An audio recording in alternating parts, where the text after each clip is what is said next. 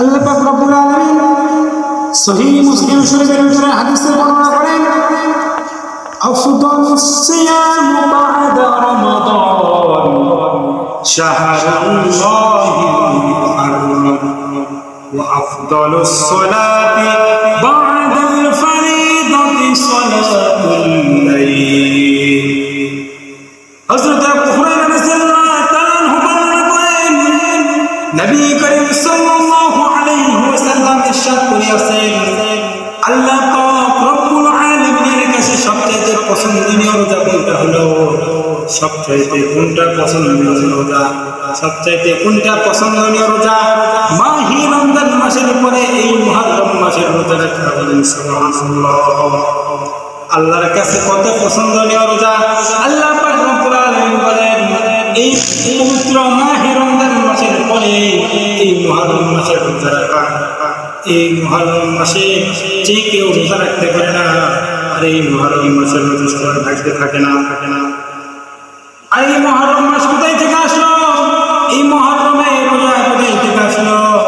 এরকম বলা হয়েছে হুজুর পাক সাল্লাল্লাহু আলাইহি ওয়াসাল্লাম মক্কা থেকে মদিনায় যখন হিজরত করে যাওয়ার পর ওখানে মদিনার আশেপাশের লোকজন ইহুদি যেগুলো হিন্দু আশেপাশের বাড়িওয়ালারা যেগুলো সবগুলো মানুষই রোজা রাখেন। নবী করিম সাল্লাল্লাহু আলাইহি ওয়াসাল্লাম তাদেরকে জিজ্ঞাসা করলেন আপনারা কেন রোজা রাখেন?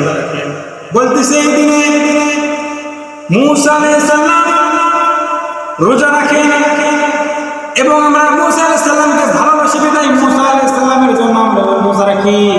মূসা আলাইহিস সালাম রোজা রাখি বিধায় আমরা রোজা রাখি।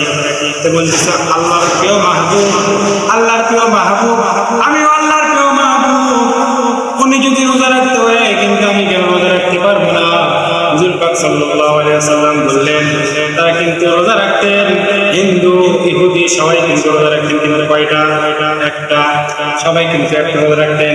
কিন্তু হুজুর পাক সাল্লাল্লাহু আলাইহি ওয়াসাল্লাম বলেন আল্লাহ পাক রব্বুল আলামিন আমাদের যদি বাঁচিয়ে রাখে, আমাকে যদি বাঁচিয়ে রাখে আগামী বছর থেকে আমি রোজা রাখবো, কিন্তু একটা নয় দুইটা রোজা। কয়টা? দুইটা রোজা। কিন্তু আল্লাহ পাক রব্বুল আলামিন হুজুর পাক সাল্লাল্লাহু আলাইহি ওয়াসাল্লাম তার আগে ইন্তেকাল করলেন। সে হুজুর পাক সাল্লাল্লাহু আলাইহি ওয়াসাল্লাম বেশিরভাগ এই শাবান মাসে বেশি বেশি ইবাদত করতেন আর এই শাবান মাসে বেশি বেশি রোজা রাখতেন। সবচেয়ে গুরুত্বপূর্ণ মাস মাহে রমজান। এই মাহে রমজান মাস আসার পূর্বে, আসার আগে এই মুহররম মাসে রোজা ফরজ ছিল, কিন্তু এখন এই নফল রোজা হয়ে গেছে আর পবিত্র মাহে রমজান মাসের রোজা ফরজ হয়ে গেছে। কিন্তু আমরা এই মুহররম মাসে রোজা রাখি না। আল্লাহ পাক রব্বুল আলামিন বলছেন এই মুহররম মাসে 10 এবং 11 অথবা 9 অথবা 10 এই দুই দিন যে ব্যক্তি রোজা রাখবে আমি আল্লাহ পাক রব্বুল আলামিন তার পিছনের 1 বছরের যত গুনাহ আছে কবিরা সগীরা সমস্ত গুনাহ খাতা আমি আল্লাহ পাক রব্বুল আলামিন maaf করে দেব। সুবহানাল্লাহ। কত বড় কথা। আল্লাহ পাক রব্বুল আলামিন নিজেই বলেছেন এই 10 তারিখ আর 11 তারিখে যে বান্দা রোজা রাখবে আমি আল্লাহ পাক রব্বুল আলামিন তার পিছনের সমস্ত গুনাহ খাতা আমি আল্লাহ পাক রব্বুল আলামিন maaf করে দেব। তাহলে আমাদের রোজা রাখা দরকার না? কথা বলেন না কেন? রোজা রাখা দরকার কি দরকার না? অবশ্যই রোজা রাখা দরকার।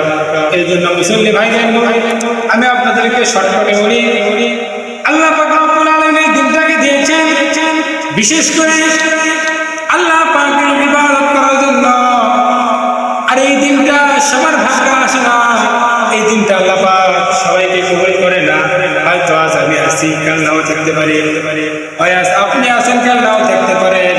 এই মুহররম মাসে আমি আছি, আগামী মুহররম মাসে নাও থাকতে পারি। এই জন্য আল্লাহ পাক এগুলো দিনকে বিশেষভাবে দিয়েছেন এই মুহররম মাসে বেশি বেশি ইবাদত করা। 1 নম্বরে পবিত্র মাহে রমজান আল্লাহর কাছে খুবই পছন্দনীয় মাস।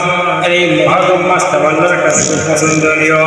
আর এই তৃতীয় পছন্দনীয় মাস হচ্ছে শাবান।